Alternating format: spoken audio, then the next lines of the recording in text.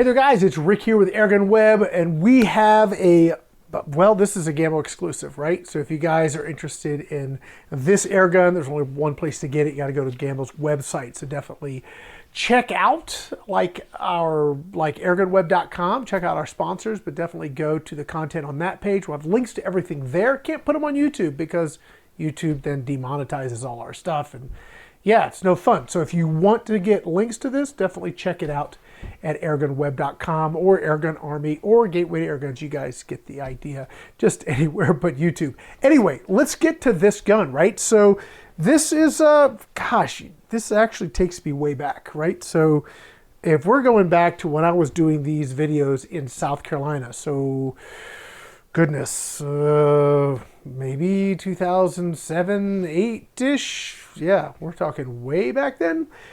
They had a gun. Gamo had just come out with a Whisper. That was like their new thing. They were getting into the make it quiet and all that kind of fun stuff. They had what was called the Gamo CSI. It was a Gamo Whisper CSI, and it was a camo version. Very, very cool gun. But it was this sort of layout. It was this kind of a stock. I'm trying to remember if it had a Monte Carlo stock. I don't remember. It was basically this kind of a narrow fluted barrel with the Whisper, open sights, very lightweight, very easy to cock, very fun to shoot. They had this gun, and I think this is kind of more like a fusion stock. I don't know if you guys picked up, but it's got yellow, right? So we've got, like, I'm going to call it officially the AirgunWeb brake barrel. They didn't do that, but it looks cool, and I'll take it. It's got a nice yellow trigger, yellow accents, black and yellow. Those are my colors, right?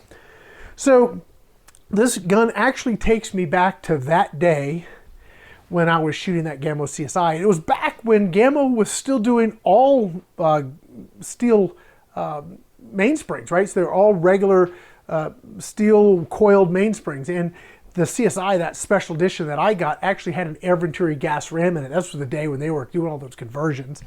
But now we've got the IGT built in. So what does this gun have? It's got the IGT gas ram. It's got their fiber optic micro click adjustable sights. I think it has, it has the CAT trigger, just a yellow trigger blade, so you can adjust some of the, first stage out, but it's still going to have the same pull. And it has your, your recoil absorption stuff here. It has your recoil reducing rail. It's your basic Gamo brake barrel, but it is super light, guys. I'm just telling you, this thing is really light, and the stock is really good. This grip is really chunky. I really like it. It just feels good in the hand and feels really good when you shoulder it. One of the other features I love about this particular gun, we're going to get to all the specs here in a minute, and I could have done the unboxing, right? I could have taken it out of the box, but I just spared us that. It comes in a box, all right? So let's just move on. So first of all, it's on sale. I don't know how long that sale is going to last, but it is crazy affordable right now. So I'm going to try and get this video out pretty quickly. So let's talk about some of the features. It's got the Whisper noise suppression. Most of the noise you're going to get out of this is mechanical. There's not a lot of shot noise you get out of this anyway. Also, this is only available in 22 right now. It's got the IGT gas ram. It's got the CAT trigger, recoil reducing rail, and the big thing that is really cool. So if you've noticed some of the newer Gamo guns, well, they've kind of dumped open sights, right? All the non-exclusive stuff, they've dumped the open sights. You have the swarm. All that. I love the swarm system, but I also like the simplicity of just a traditional brake barrel this way, because you get the open sights. But they had gone to a stock that had a really high cheek piece, which meant you had to use a scope. So this one is very cool because you can adjust this. Let's just do it quickly. I think my eyes, I need to get my eyes checked. There we go. Okay, so if you want to adjust the cheek piece to go with a scope, you can raise it. Obviously, you'd match it to whatever scope you were using. I think you guys get the idea. It has an adjustable cheek piece. So when you put a scope on it, you're going to have good eye relief, good eye position. So if you want to run open sights, and frankly, I'm kind of torn. Do I want to go with a scope? Do I want to go with open sights? I think I think I'm going to probably test it first, just with open sights, because they have a stock that lets you do that, right? And then we'll go ahead and do some testing with the scope. But for those of you folks that want to run it with the scope, I'm going to show you how to mount the scope here in just a minute. Before we do that, let's take a look at the basic specs here, at least what they have on paper. You can get this off of Gamo's website. So this comes in 22 caliber. It's single stroke, so you're going to cock it one time, put your pellet in, and now the gun's ready to go. It has a manual safety, so there you go there.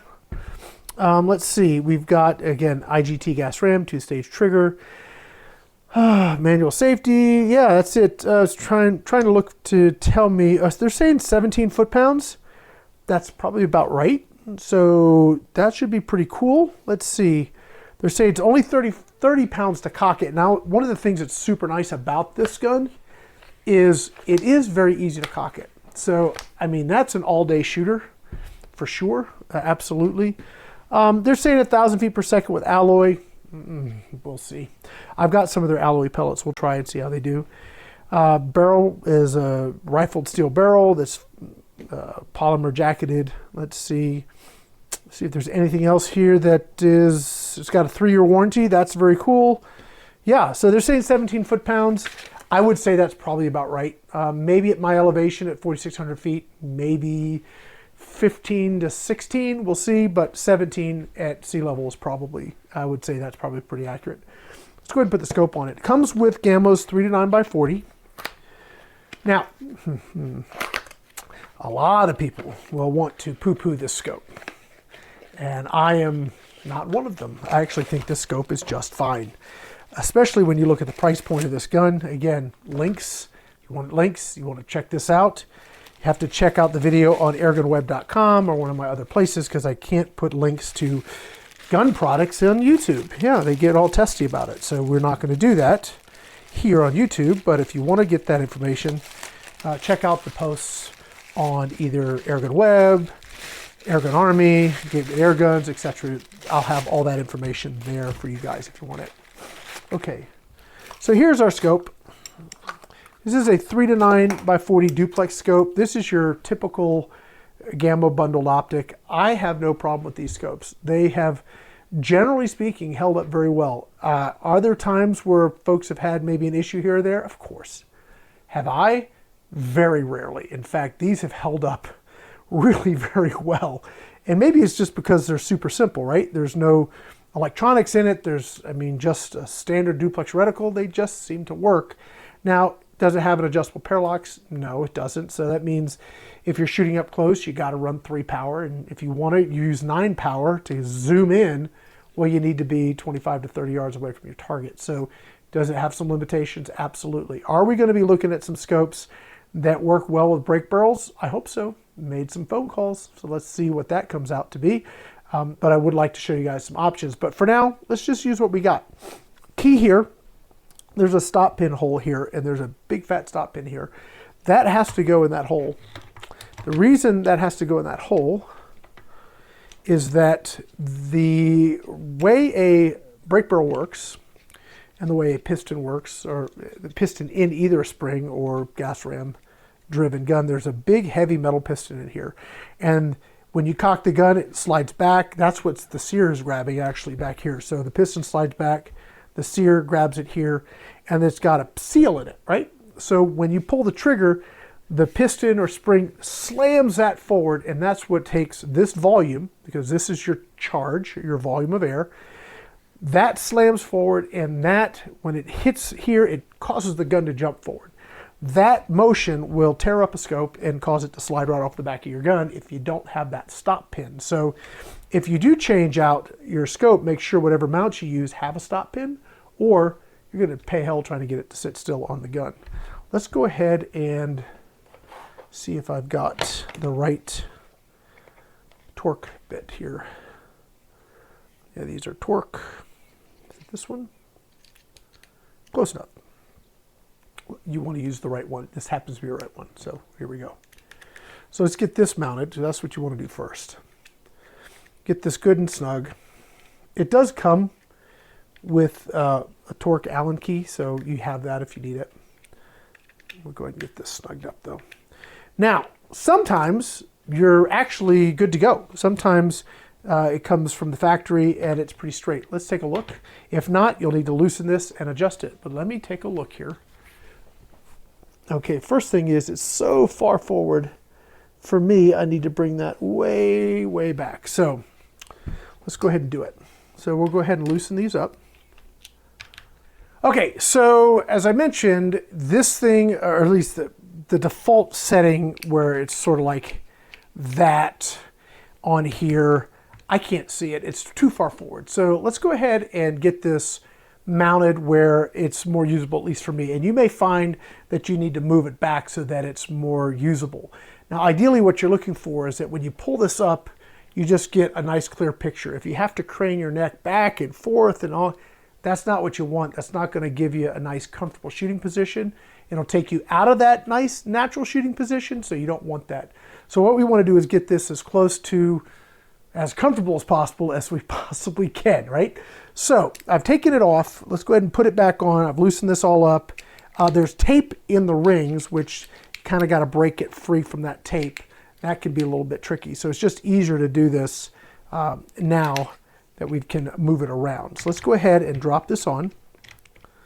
Now, again, make sure that you get your stop pin down into that hole, because if you don't, it will give, well, you actually can't mount the scope. But if you are mounting a different scope, make sure that your rings, again, make sure that your rings have a stop pin, or you're gonna pay hell trying to get the scope to sit still in the gun.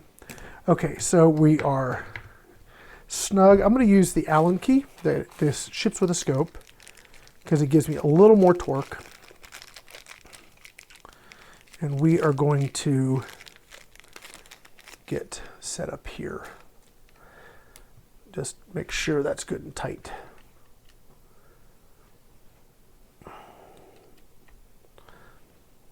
Okay, good enough. Now we need to get this straight. Now there's lots of ways you can do this. You can set up a plumb line. You can try and get your gun level. There's things you can buy to help you do it. I'll tell you how I do it, which is essentially I look down the gun like this. Make sure the magnification's on 3 or the lowest one. And then I kind of look down and I try and see my crosshair, and I want it to split the receiver. I want to split the receiver right in half. And you'll see it if it's twisted one way or the other. And when I think I have it, then I'm going to pull it up and just verify. Now I tend to, if I mounted it, if I just did this without checking it first, I'm always crooked. I'm just always crooked. Take this, hand it to somebody else, they're going to say, hey, you're crooked. But when I do this, and I just objectively look, make sure the gun's straight, and then I split the receiver with the crosshairs, generally speaking, it's pretty accurate for me.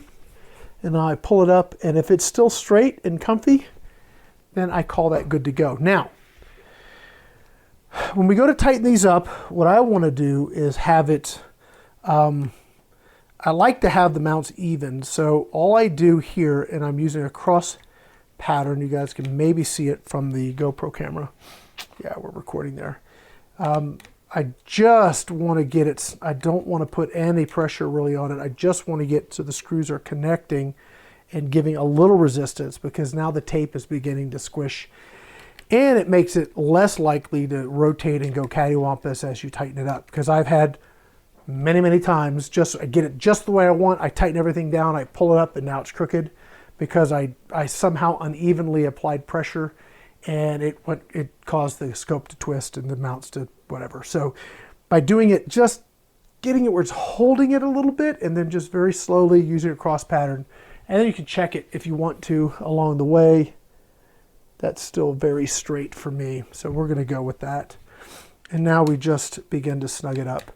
I'll use the Allen torque wrench in a minute. It'll give me a little bit more leverage. Now there is tape inside these rings, and that tape will compress. So what you'll want to do is, after you've shot, I don't know, maybe 50 or 100 shots, just check your just check your scope screws.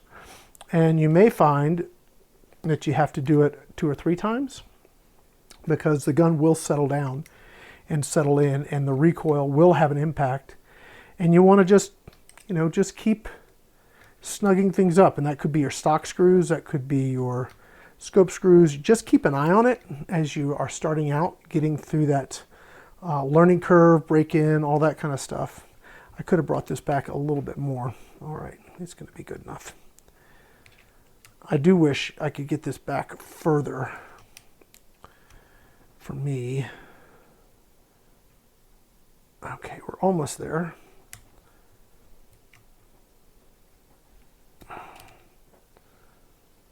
Okay. Okay, now let's check it. Yeah, that is very nice. Now, at 3 power, you're going to get, this is going to interfere, but if you go to, I think at 5, it disappears. Yeah, if you're at 5, let's see. Yeah, once you hit 5, actually just a little bit before 5, once you hit that, you no longer see the front globe. So if you're at 3 power, you're going to see the globe as be a little shadow in your sight picture. Not a big deal. Once you're past 5, you're focusing beyond it, so you're in good shape there. But that's it. If I wanted to adjust my stock piece, or my cheek piece back here, let's see here. Let's see if I need to do that.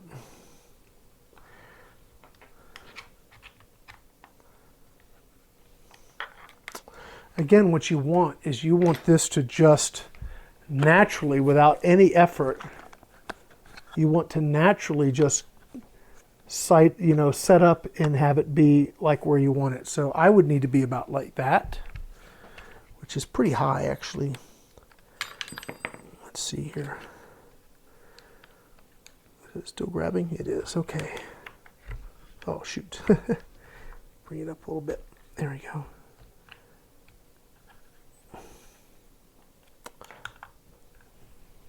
Like that. And like that. Now let's see how that feels. So I pull that up, and it's like so nice to just, I mean, that is so very comfortable. I have a beautiful sight picture. I don't have any black circles. It's just boom, right there, nice and bright. So that's how I would run this with the scope on it. If I wanted to run open sights, I'd pull the scope off, drop the cheek piece, and we'd be good to go. So I'm gonna go back and forth. Do I want to shoot it with open sights? Do I want to shoot the scope? I don't know. I guess when I get down the range and I start shooting this for our other videos, you guys will find out which I decided to do. Anyway, that's that, guys. This is a very, very cool air gun. I cannot wait to get it down to the range. I've already pulled the trigger on it a few times, and it definitely reminds me of the good old days of air gunning. It is single shot, so that's kind of a, okay, so I do really like the Swarm too. But this is just going to be a very fun all-day shooting, kind of very, very simple, very easy to operate, easy to cock, very lightweight, just a very, very fun air gun. Again, if you guys want to know more about this, want to check it out, I can't put links in this video because YouTube's going to get all pissy about it. But I can put links in, like when I post to AirgunWeb, or we post to Airgun Army, or we post on Gateway Airgun. So if you guys want to know more information and go directly to where you can get this stuff, yeah, check out those other video posts. You'll be able to check it out there. But that's going to be it for now, guys. I want to say thank you so much to our Patreon members and also our Officers Club members over at Airgun Army. If you guys want to help us out, we've got information about both those programs in the video description. You can definitely check those out. But for now, that's going to be it. Also, gosh, I want to say a huge thank you to Gamo USA for sponsoring our channel and just helping us keep the lights on. So we appreciate them. And you guys want to know more, again, links will be here, but links will be in our other posts. So definitely check those out. My name's Rick Hutze here with AirgunWeb, where we tell you the facts, not fluff. Thanks so much for watching.